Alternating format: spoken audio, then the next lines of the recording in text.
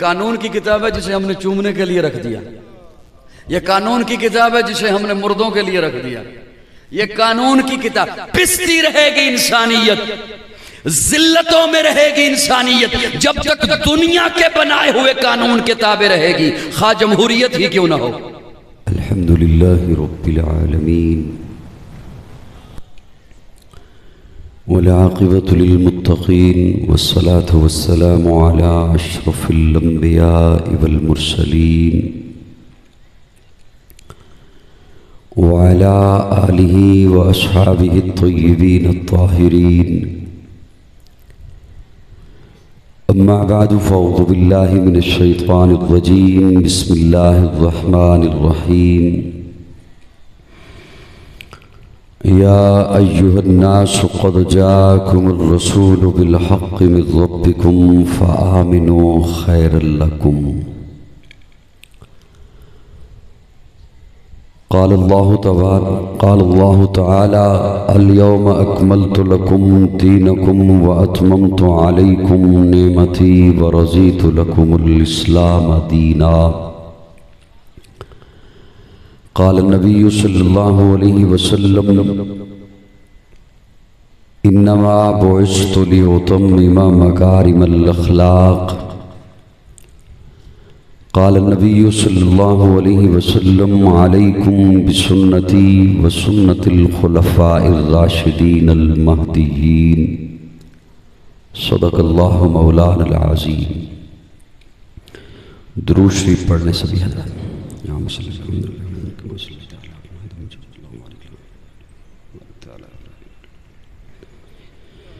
یا رب صلی وسلم دائما ابدا علی حبیبک خیر الخلق کلہم هو الحبیب الذی ترجى شفاعته لكل حول من الاحوال مقتحم.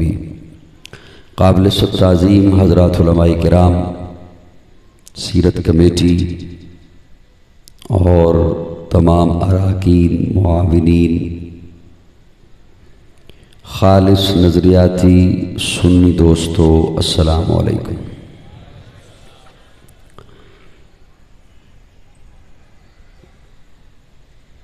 دار القرآن حسینیہ کے اس سالانہ پروگرام میں آپ حضرات سے گفتگو کی سعادت حاصل ہو رہی ہے. مولانا محمد اکرم صاحب، مولانا محمد قاسم صاحب، حافظ بشیر احمد صاحب، میں ان حضرات کا شکر گزار ہوں کہ انہوں نے مجھے دعوت دی اور کافی عرصہ کے بعد اس علاقہ میں اتنے خوبصورت اجتماع میں مجھے گفتگو کا موقع مل رہا ہے. میری دلی دعا ہے کہ اللہ رب العزت میری حاضری اور آپ کی تشریف آوری قبول فرمائے. میں کچھ کوشش کروں گا، ورنہ اتنی کثیر تعداد میں علماء کرام کے چہرے نظر آ رہے ہیں. ان کے سامنے میری حیثیت طفل مکتب کی سی ہے، اور عزیز نے دعوت دیتے ہوئے بھی حوصلہ افزائی تو فرمائی. بہرحال مجھے شرمندگی ہوتی ہے ایسے لفظوں سے، نہ بادشاہ ہوں دلوں کا، نہ خطیب ہوں میں لفظوں کا. اللہ ساتھ دیتا ہے، میں باتیں دل سے کرتا ہوں. بس دل سے ہی کچھ باتیں آپ کی گوش گزار انشاءاللہ آپ کی خدمت میں رکھنے کی کوشش کروں گا، اللہ کی توفیق سے جتنا ہو سکا. میں امید رکھتا ہوں کہ آپ صرف دیکھیں گے نہیں، مجھے محبت کے ساتھ سنیں گے بھی. جی سن بھی لیں گے نا، اور ہلکا ہلکا مسکراتے بھی رہیں گے. کیا خیال ہے؟ غصے میں تو نہیں بیٹھیں گے؟ میں کوشش کروں گا کہ مختصر وقت میں ہی، جو مجھے عنوان بھی حضرات نے 3 دے دیے، تو کوشش کروں گا کہ ان پہ تھوڑی تھوڑی میں بات آپ کی خدمت میں پیش کر سکوں. دھیان میری طرف رکھیے گا، اللہ آپ کو بہت اجر عظیم عطا فرمائے. میں اس ادارہ کے حوالے سے بھی اور میرے من میں آ رہا تھا کہ چونکہ ہمارے اسٹیج کا اور ہمارے اکابر کا جو طرز ہے اور جو ہمیں سبق ملا ہے کہ ہم گفتگو کے لیے اللہ کے قرآن سے سہارا لیتے ہیں یا آقا کے فرمان سے سہارا لیتے ہیں، تو اس پر میرا جی چاہ رہا تھا کہ میں ایک خوبصورت بات آپ کے حوالے رکھ کر پھر میں اگلی گفتگو آپ کی خدمت میں پیش کروں۔ اللہ رب العزت نے حضرت آدم علیہ السلام کو جنت میں تخلیق فرمایا۔ کہاں تخلیق فرمایا؟ جنت میں۔ تخلیق فرمانے کا مطلب ہے کہ جنت میں بنایا، پھر زمین پر بھیجا، اور پہلے سے ملائکہ کی مجلس میں اظہار بھی فرما دیا کہ انی جاعل فی الارض خلیفہ، میں زمین پر اپنا خلیفہ بنانے لگا ہوں، میں زمین پر اپنا نائب بنانے لگا ہوں، لیکن بنایا جنت میں۔ صاحبان مجھے سن رہے ہیں؟ میں فوراً سے میں نے 5ویں گیئر میں نہیں چلے جانا، کو آپ یہ امید لے کے بیٹھے ہیں کہ میں شعر سناؤں گا۔ وہ جنہوں نے واقعتاً مجھے نہیں سنا ہوتا ڈائریکٹ، وہ یہی خیال کرتے ہیں کہ شاید شعر ہی سنایا کرتا ہے۔ میں تو تقریر آپ کی خدمت میں رکھنے لگا ہوں، اللہ کرے آپ کا دھیان میرے لفظوں کی طرف آ جائے، میں وقت ضائع کرنے کا عادی نہیں ہوں۔ بنایا زمین کے لیے نائب، بنایا زمین پر خلیفہ، لیکن بنایا جنت میں۔ اور جو ذوق والے حضرات تشریف فرما ہیں، خصوصاً علماء سے دعا لینے کے لیے ایک جملہ عرض کرنے لگا ہوں۔ زمین کے لیے بنایا اور زمین سے چیزیں لے کر بنایا۔ مٹی زمین سے لی،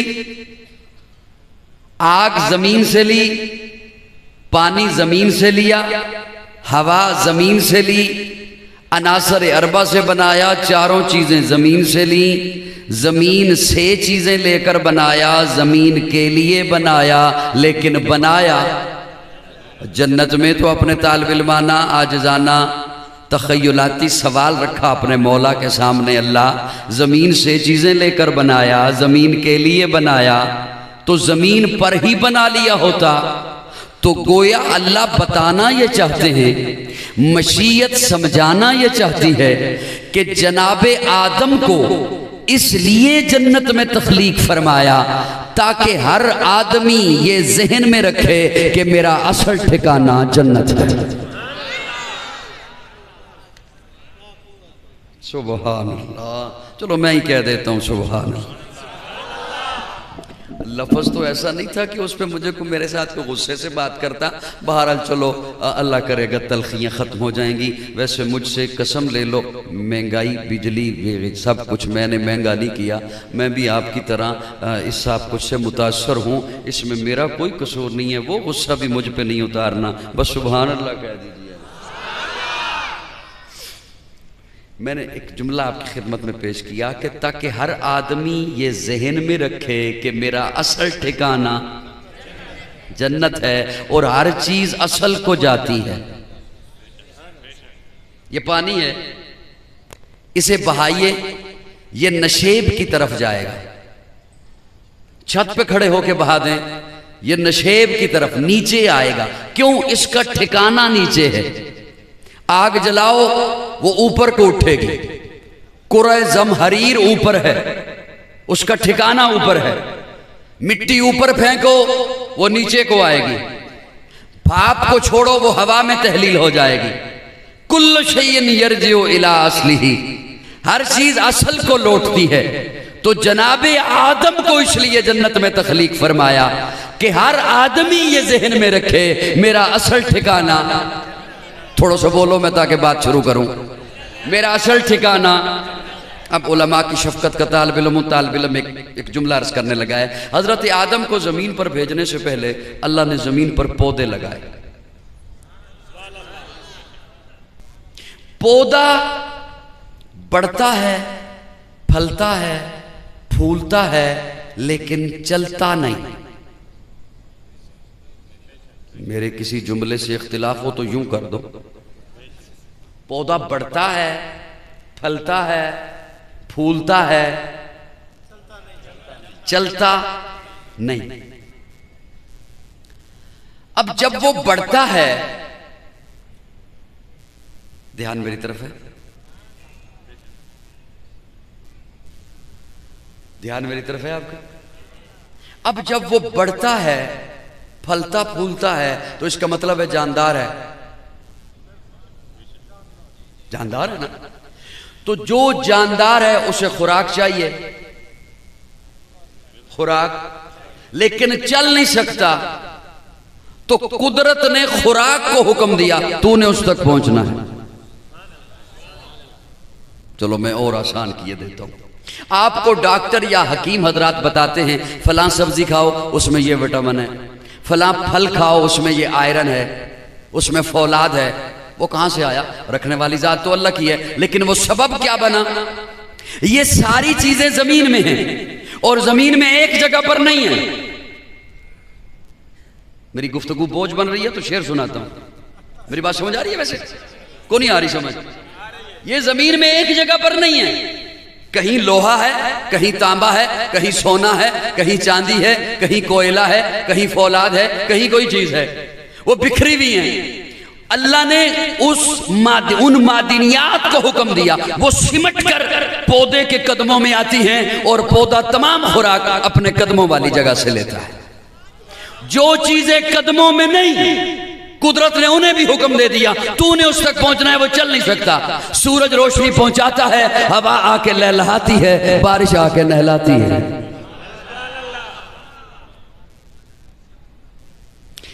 یہ ایک پوری کائنات ہے پودوں کی اور درختوں کی. تو جو میری طرف رکھنا، میری طرف.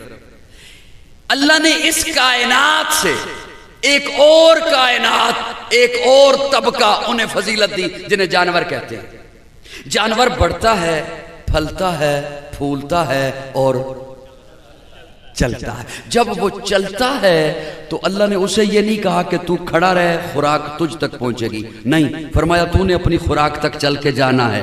تو نے من پسند شکار تک چل کے جانا ہے، من پسند غذا تک چل کے جانا ہے. جانور سے پھر اللہ نے فضیلت دی انسان کو. اے انسان کہیں سبحان اللہ. جانور سے فضیلت دی. انسان بڑھتا ہے، پھلتا ہے، پھولتا ہے اور چلتا ہے. اب یہ باتیں تو جانور کے پاس بھی ہیں. انسان کو فضیلت دی عقل سے، انسان کو فضیلت دی شعور سے، حیوان ناطق بنایا، باقی مخلوقات سے اشرف بنایا، عقل دی، شعور دی. میں اپنی اس تمہید کے لفظ کا عظمت قرآن پر میری محنت ہے، اسے ضائع مت کیجئے گا. آپ کی خدمت میں، آپ کی جھولی میں رکھنے لگا ہوں بڑی محبت سے، اور جو قرآن سے وابستہ ہیں انہیں تو زیادہ لطف آئے گا. جانور کو اس کی جبلت پر چھوڑ دیا، جانور کو اس کی فطرت پر چھوڑ دیا. جو من پسند ہے کھا لے، کوئی تجھے پوچھنے والا نہیں. جو من پسند ہے شکار کر لے، کوئی تیرا حساب کتاب نہیں. جہاں مرضی ہے خواہش پوری کر لے، کوئی تیرا حساب کتاب نہیں، کوئی تجھے پوچھنے والا نہیں. جہاں مرضی ہے چلا جا. اللہ انسان بھی بڑھتا ہے، پھلتا ہے، پھولتا ہے، چلتا ہے. اسے بھی خوراک چاہیے، اس کی بھی خواہشات ہیں، اس کی بھی ضرورتیں ہیں. یہ بھی جہاں مرضی ہے چلا جائے، جہاں مرضی ہے منہ مار لے، جہاں مرضی ہے شکار کر لے. فرمایا نہیں، اسے عقل دی، اسے شعور بخشا. اس کے معاملات کے ارد گرد قانون کے پہرے ہوں گے، اس کی روزی کے ارد گرد، اس کی خواہشات کے ارد گرد قانون کے پہرے ہوں گے. اللہ پھر میں قانون کہیں سے بھی لے لوں؟ اللہ فرماتے ہیں نہیں، بنایا جنت میں، جائے گا واپس جنت میں، قانون بھی آئے گا جنت سے. چلو میں ہی کہہ دینا، کو میری بات یہاں تک سمجھ آئی کو نہیں؟ قانون بھی آئے گا. یہ قانون کی کتاب ہے جسے ہم نے چومنے کے لیے رکھ دیا. یہ قانون کی کتاب ہے جسے ہم نے مردوں کے لیے رکھ دیا.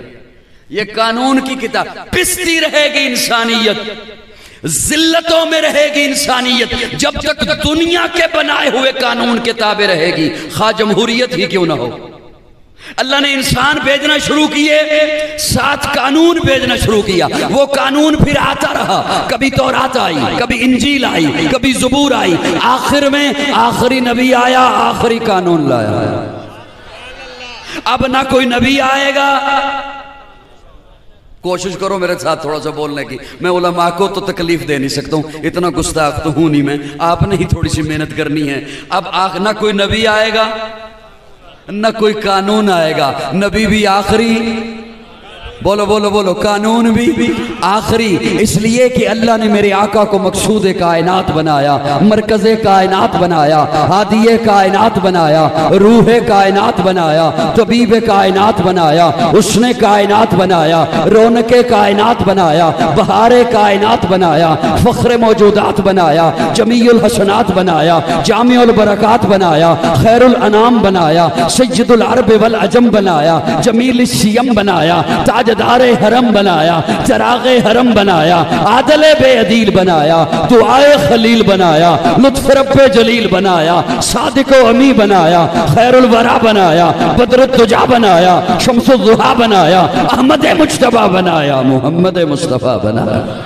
جان جان وفا ہے میرا مصطفیٰ، روح ارض و سما ہے میرا مصطفیٰ، آدمیت آدم میرا مصطفیٰ، کاملیت آدم میرا مصطفیٰ، افضلیت آدم میرا مصطفیٰ، شم غار ہرا ہے میرا مصطفیٰ، واضح لکھا ہوا ہے یہ قرآن میں، نہ تخیل تصور نہ دیوان میں، آدم و نو ابراہیم و عمران سے ان اللہ اصطفیٰ ہے میرا مصطفیٰ، نور پیغام وحدت میرا مصطفیٰ، روح تکوین خلقت میرا مصطفیٰ، شیش کی عظمتیں ساری اپنی جگہ، آگے دیکھو حکایت میرا مصطفیٰ، نو کی تبلیغ میں جن کا آیا ذکر، حود و صالح کی چاہت میرا مصطفیٰ، راز رازوں میں تھے وہ خضر کے اگر، ہر عمل کی وضاحت میرا مصطفیٰ، ابن یعقوب بھی تھے وہ یوسف حسین، والضحیٰ کی صباحت میرا مصطفیٰ، چھین سکتا نہیں کوئی صدیق سے، دے گیا ہے امامت میرا مصطفیٰ، میرا مصطفیٰ۔